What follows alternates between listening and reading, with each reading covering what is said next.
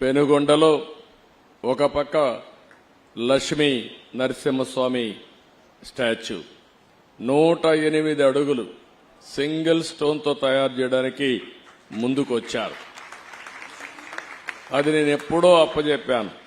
కానీ గడిచిన ప్రభుత్వం దానికి కూడా అడ్డుపడే పరిస్థితికి వచ్చారు. ఏ మంచి కార్యక్రమం ఉన్నా దాన్ని అడ్డుపడడం 5 ఏళ్లలో ఈ రాష్ట్రంలో జరిగింది. ఇంకా అలాంటి స్పీడ్ బ్రేకర్లు గాని విధ్వంసంగా ఉండదు.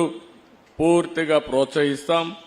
మంచి చేసే వాళ్ళందరికీ చిరునామాగా ఆంధ్రప్రదేశ్ ఉంటుందని, అలాంటి మంచి కార్యక్రమాలతో మీరు ముందుకు రావాలని మీరు కూడా అందరినీ ప్రజలను కోరుతున్నా. 5 కోట్ల పైన ఉన్నాం ఆంధ్రప్రదేశ్లో. తెలంగాణ ప్రపంచం అంతా కలిస్తే 10 కోట్ల మంది తెలుగు జాతి ఉంది. నా ఉద్దేశం ఒకటి, భారతీయులు బాగుండాలి, అందులో అగ్రస్థానంలో తెలుగు జాతి ఉండాలనేది నా ప్రగాఢమైన ఆకాంక్ష, అది నా కోరిక.